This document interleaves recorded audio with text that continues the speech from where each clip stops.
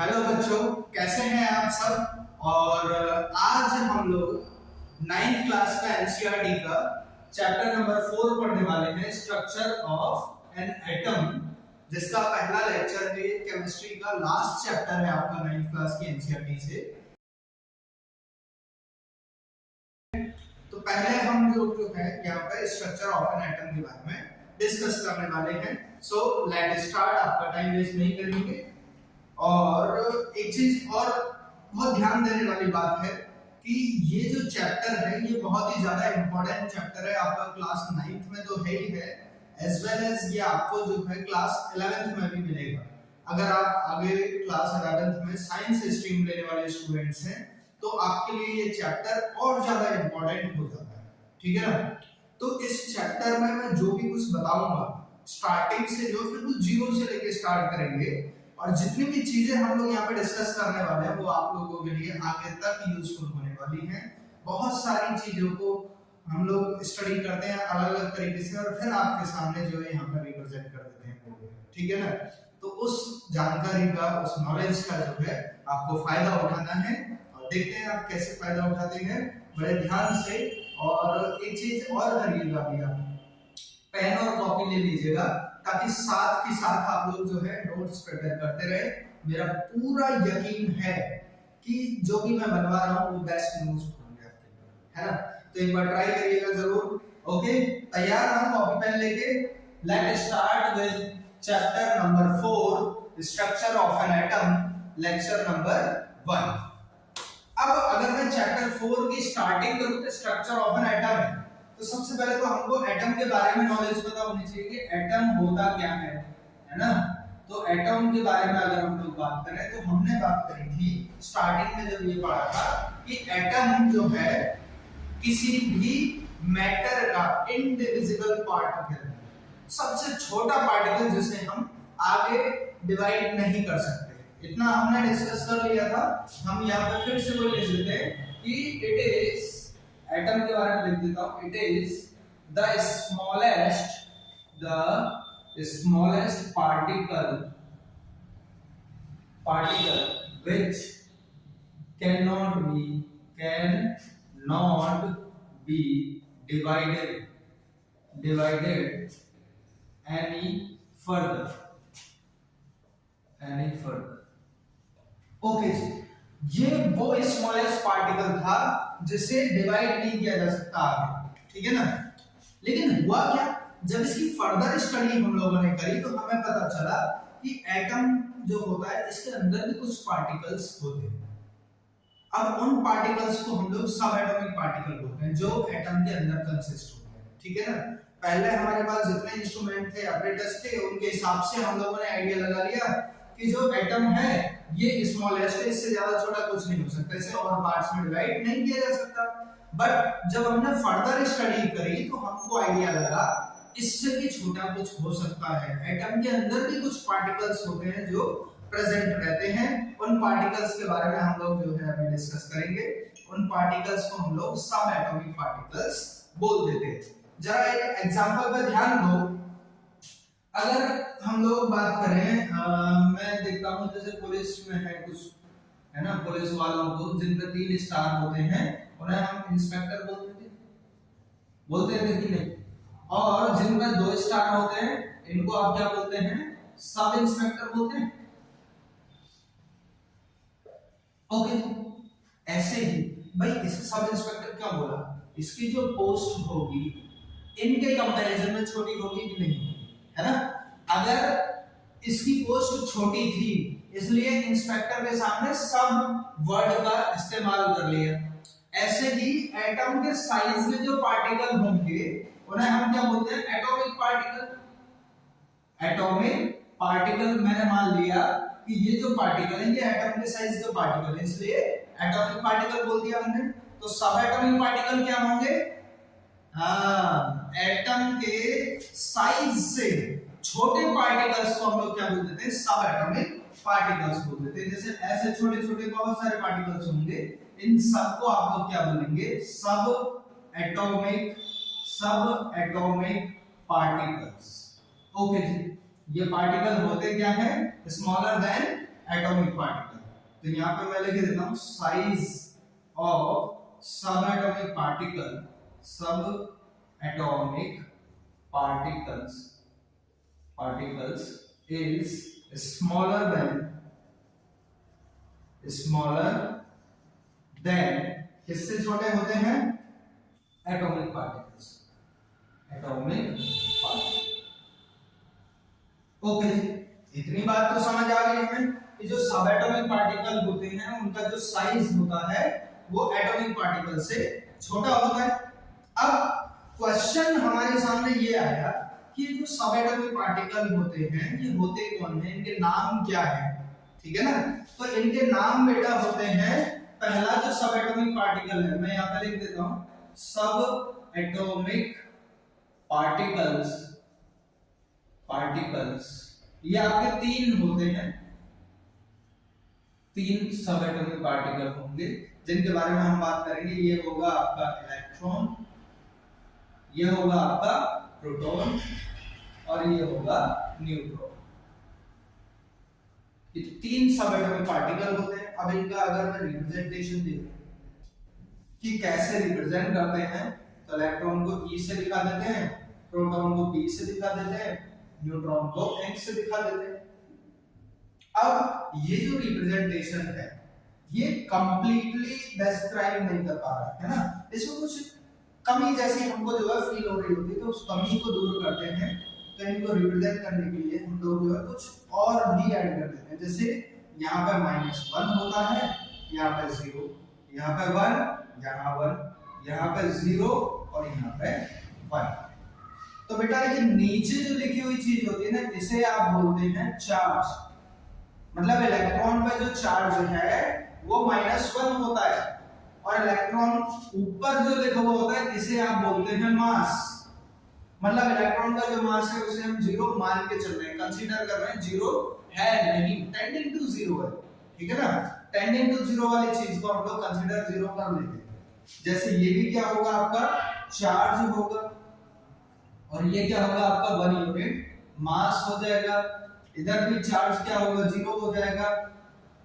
ठीक है, और इधर मास कितना हो जाएगा, 1 यूनिट हो जाएगा। ठीक है ना, तो ऊपर जो लिखे हुए हैं वो मास है, जो नीचे लिखा हुआ है वो चार्ज होता है आपका। अब अगर हम बात करें यहाँ पे, तो इलेक्ट्रॉन पे जो है नेगेटिव चार्ज होता है, तो इलेक्ट्रॉन जो होता है ये हम इसे बोल सकते हैं नेगेटिवली चार्ज्ड पार्टिकल। इलेक्ट्रॉन जो होगा ऐसे पार्टिकल होंगे जो नेगेटिवली चार्ज्ड है, शॉर्ट में नेगेटिवली को ऐसे लिख दिया है हमने। ठीक है ना, तो प्रोटॉन पे जो चार्ज था वो पॉजिटिव था, तो हम इसे बोल देंगे पॉजिटिवली चार्ज्ड पार्टिकल। और न्यूट्रॉन के लिए अगर बोले तो ये कैसे हैं, न्यूट्रल। इन पर जो चार्ज होता है वो 0 होता है, तो इनके लिए आप न्यूट्रल शब्द यूज कर सकते हैं। इन पर कोई चार्ज नहीं होता है, तो यहाँ पे बोल सकते हैं नो चार्ज कंटेनर, ऐसे करके भी बोल सकते हैं। तो ये आपको समझ आया कि इलेक्ट्रॉन, प्रोटॉन और न्यूट्रॉन पर जो चार्ज होता है वो कैसा होता है। अगर मास ऑफ इलेक्ट्रॉन के बारे में बात करें तो हमने उसको जो है 0 कंसीडर नहीं किया है। मास ऑफ प्रोटॉन के बारे में बात करेंगे तो 1 यूनिट माना है, मास ऑफ न्यूट्रॉन के बारे में बात करेंगे तो 1 यूनिट माना है। ठीक है ना, न्यूट्रॉन का भी मास उतना ही होता है। ठीक है ना, तो एटम के अंदर ये 3 पार्टिकल्स जो है प्रेजेंट होते हैं। ठीक है ना, अब ये तीनों पार्टिकल एटम के अंदर जो है किस फॉर्म में प्रेजेंट रहते हैं, अगर इसके बारे में हम लोग जाने, उसी को आप क्या बोलते हैं, स्ट्रक्चर ऑफ एन एटम बोल देते हैं। ठीक है, तो हम लोग डिस्कस करने वाले हैं कि दीज पार्टिकल जो है, ये 3 पार्टिकल जो है इलेक्ट्रॉन, प्रोटॉन और न्यूट्रॉन, ये किस टाइप से अरेंज रहते हैं किसी एटम के भीतर। ठीक है ना, तो हम लोग बात करें तो एटम कोई मान ले रहे हैं कि ये कोई एटम है, और बेटा एटम के अंदर ना एक छोटा सा पोर्शन होता है जिसे आप बोलते हैं न्यूक्लियस। क्या बोलेंगे, न्यूक्लियस एटम के अंदर होता है, और इस न्यूक्लियस के अंदर न्यूट्रॉन और प्रोटॉन दोनों प्रेजेंट होते हैं। ठीक है, न्यूक्लियस के अंदर क्या होता है, न्यूट्रॉन और प्रोटॉन प्रेजेंट रहते हैं, और इलेक्ट्रॉन जो होते हैं ये बाहर घूमते हैं, है ना। इलेक्ट्रॉन जैसे इसमें घूमेगा, और भी कोई रास्ता हो सकता है, तो तो जिन रास्तों पर इलेक्ट्रॉन घूमता है इसे आप शेल बोलते हैं। जैसे ये चीज है ना, तो ये आपकी क्या हो जाएगी, शेल हो जाएगी, घर हो जाएगा, ये भी आपकी शेल होगी। ठीक है, अब यहां से ये आपका क्या होगा, ये न्यूट्रॉन हो जाएगा, न्यूट्रॉन। ये आपका क्या होगा, प्रोटॉन हो जाएगा। ठीक है, और ये आपका क्या है, इलेक्ट्रॉन। ओके जी, इलेक्ट्रॉन। तो यहां से हमको ये तो आइडिया मिल गया कि इलेक्ट्रॉन, प्रोटॉन और न्यूट्रॉन जो होते हैं किसी एटम के अंदर ऐसे जो है एग्जिस्ट करते हैं, और इस पूरे को हम लोग क्या बोल देते हैं, होल को एटम। ठीक है ना, तो एटम के अंदर जो है इनकी प्रेजेंस हमको पता चल गई कि किस टाइप से ये जो है प्रेजेंट रहते हैं। ओके, अब इस एटम के रिप्रेजेंटेशन के बारे में बात करें हम लोग, तो एटम को अगर हमें सिंबॉलिकली रिप्रेजेंट करना हो, सिंबल्स की फॉर्म में रिप्रेजेंट करना है मुझे किसी एटम को, तो मैं कैसे उसे रिप्रेजेंट करूंगा। तो बेटा कोई भी एटम को जब आपको रिप्रेजेंट करना हो ना, तो ऐसे लिख दो, ये लिख दिया हमने x, ये किसी भी एलिमेंट को रिप्रेजेंट करता है। ठीक है ना, x किसी भी एलिमेंट को रिप्रेजेंट करेगा।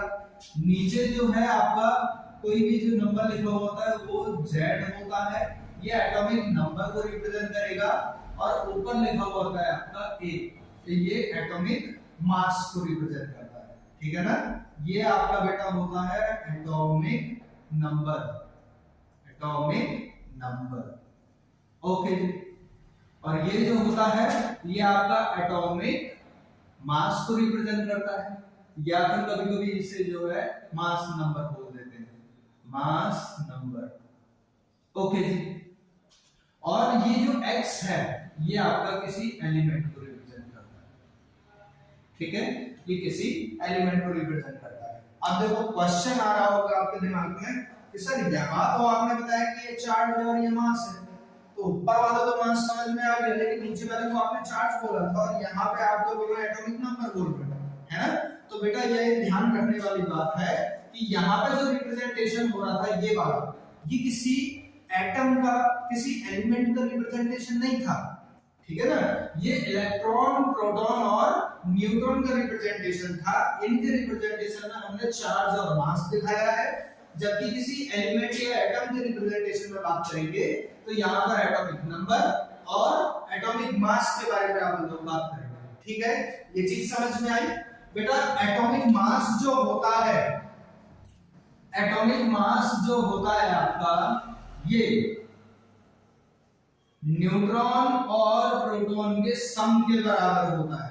एटॉमिक मास के बारे में अगर हम बात करें, ये हम पिछले चैप्टर में जो है पढ़ चुके होंगे, फिर भी एक बार मैं रिकॉल करा दे रहा हूं ये सारी बातें कि जो एटॉमिक मास होगा आपका वो न्यूट्रॉन और प्रोटॉन के सम के बराबर होता है, क्योंकि इलेक्ट्रॉन के मास को तो हमने कंसीडर ही नहीं किया, जीरो है। उन सभी का मास मिलके तो पूरा एक होल मास बनाता भाई। एक्चुअल में पूरा मास चाहिए तो इसके जितने भी पार्टिकल्स हैं उन सबका सम कर लो, है ना। सारे पार्टिकल का अपना अपना मास होगा, उन सबका सम करके उनके मास को मल्टीप्लाई कर देंगे तो हमें पता चल जाएगा।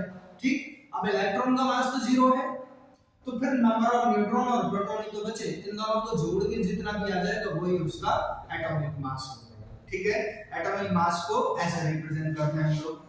अब एटॉमिक नंबर की बारी आती है, जो आपका एटॉमिक नंबर होता है, एटॉमिक नंबर, इसे आप लोग Z से रिप्रेजेंट कर रहे थे, ये आपका बेटा नंबर ऑफ प्रोटॉन के बराबर होता है। किसके बराबर होता है, नंबर ऑफ प्रोटॉन के बराबर, या फिर नंबर ऑफ प्रोटॉन जो होते हैं वो इलेक्ट्रॉन के बराबर होता है, तो नंबर ऑफ इलेक्ट्रॉन भी आप बोल सकते हैं, इलेक्ट्रॉन को ऐसे रिप्रेजेंट करते हैं। लेकिन नंबर ऑफ न्यूट्रॉन कोई जरूरी नहीं है कि जितने इलेक्ट्रॉन या प्रोटॉन है उतने ही न्यूट्रॉन। किसी भी एटम के अंदर सेम अमाउंट में इलेक्ट्रॉन और प्रोटॉन प्रेजेंट रहते हैं। ठीक है ना, तो यहाँ पे हम ऐसा लिख सकते हैं कि इन एनी एटम, किसी भी एटम में, in any atom number of electrons and number of protons are same, same होते हैं। अब बेटा ये जरा ध्यान देना कि इलेक्ट्रॉन पे जो चार्ज था वो कैसा था, -1, प्रोटॉन पे कैसा चार्ज था, +1, ठीक है। अगर मैं ओवरऑल चार्ज के बारे में बात करूं, मैं मान लूं कि ये कोई एक एटम है और इस एटम में 10 इलेक्ट्रॉन है ना, 10 इलेक्ट्रॉन है और 10 ही प्रोटॉन है, और इस पर कोई आपसे पूछे एटम पर कि ओवरऑल चार्ज कितना है, तो आप क्या बोलेंगे इसके लिए कि सर ऐसा है, इलेक्ट्रॉन को तो नेगेटिव होता है, एक इलेक्ट्रॉन पर एक नेगेटिव चार्ज होता है, ये हमने बात कर ली यहाँ पे, ठीक है ना। एक इलेक्ट्रॉन पर एक नेगेटिव चार्ज, एक प्रोटॉन पर एक पॉजिटिव चार्ज, तो यहाँ कितने इलेक्ट्रॉन है, 10 इलेक्ट्रॉन है। एक इलेक्ट्रॉन पर एक नेगेटिव चार्ज है तो 10 इलेक्ट्रॉन पर कितना नेगेटिव होगा, 10 नेगेटिव चार्ज हो जाएगा, तो -10 हुआ, प्लस एक प्रोटॉन पर एक पॉजिटिव चार्ज, तो 10 प्रोटॉन पे कितना पॉजिटिव चार्ज हो जाएगा, 10 पॉजिटिव चार्ज हो जाएगा, तो यहाँ पे प्लस का 10 कर देंगे और ओवरऑल चार्ज कितना आ जाएगा, 0।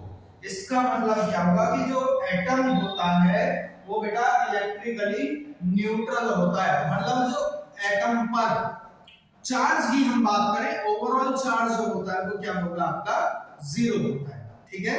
तो हम इसके बारे में ये पॉइंट बना के लिख सकते हैं कि जो एटम होता है वो इलेक्ट्रिकली न्यूट्रल होता है। तो हम यहाँ एक ऐसा पॉइंट बना देते हैं कि एटम जो होगा, atom is electrically neutral as it contain equal number of electron and proton, क्योंकि इसके पास इलेक्ट्रॉन और प्रोटॉन के जो काउंटिंग है वो इक्वल है। अगर इसके पास देखो ऐसा है, इसके पास अगर 10 इलेक्ट्रॉन है तो 10 ही प्रोटॉन होंगे, और 5 इलेक्ट्रॉन है तो 5 ही प्रोटॉन होंगे। इस टाइप से हम लोग इसके बारे में बता सकते हैं, ठीक है ना। कोई भी एटम जो होता है, ऐसे करके मैंने ये इंपॉर्टेंट पॉइंट को जो है यहाँ पे अंडरलाइन कर दिया है। अब इनकी डिस्कवरी के बारे में बात करें, भाई इलेक्ट्रॉन, प्रोटॉन, न्यूट्रॉन जो है ये हमने बता तो दिए, लेकिन प्रॉब्लम तो अब भी वही है। आप लोगों के दिमाग में तो ये आ रहा होगा ना, अभी समझ नहीं आ रहा कि ये है क्या, इलेक्ट्रॉन, प्रोटॉन, न्यूट्रॉन, ठीक है ना। तो बेटा ये है कौन, आए कहां से, इनकी डिस्कवरी कैसे हुई, इन सब टॉपिक पे जो है हम लोग डिस्कस करने वाले हैं। तो स्टार्टिंग में तो मैं पहले ये बताता हूं कि इन पार्टिकल्स की डिस्कवरी किसने करी, ठीक है, और फिर इसके बाद जो है इनकी डिस्कवरीज के बारे में हम लोग डिटेल में पढ़ेंगे, ठीक। तो जैसे इलेक्ट्रॉन, प्रोटॉन और न्यूट्रॉन जो है, अब यहां से हम बात करें इलेक्ट्रॉन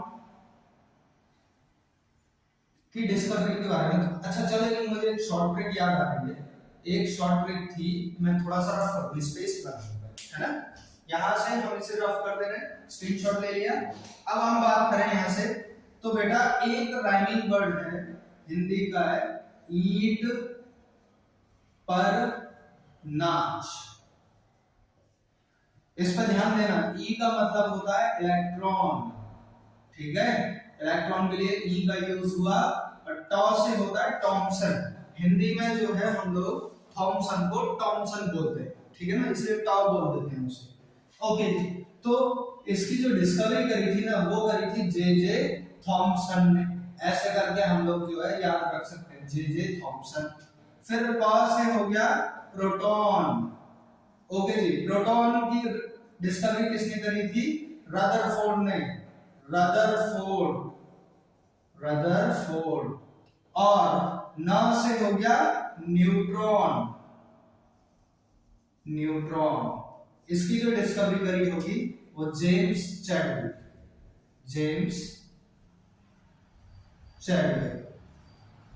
ठीक है ना। तो इस टाइप से जो है हम लोग डिस्कवरी ऑफ इलेक्ट्रॉन, प्रोटॉन और न्यूट्रॉन जो है आसानी से समझ सकते हैं।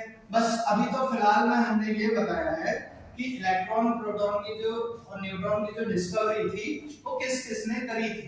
जे थॉमसन ने इलेक्ट्रॉन की डिस्कवरी करी, रदरफोर्ड जो थे इन्होंने प्रोटॉन की डिस्कवरी करी, और जेम्स चैडविक जो थे इन्होंने न्यूट्रॉन की डिस्कवरी करी थी, ठीक है ना। अपनी नेक्स्ट वीडियो में मैं लेके आऊंगा कि कैसे जे थॉमसन ने इलेक्ट्रॉन की डिस्कवरी करी और कैसे जो रदरफोर्ड ने प्रोटॉन की करी और न्यूट्रॉन के बारे में हमको कैसे पता चला, ये सब हम अपनी नेक्स्ट वीडियो लेक्चर नंबर 2 में जो है डिटेल में स्टडी करेंगे विद डायग्राम। तब तक इसे रिवाइज करते रहिएगा। Thank you.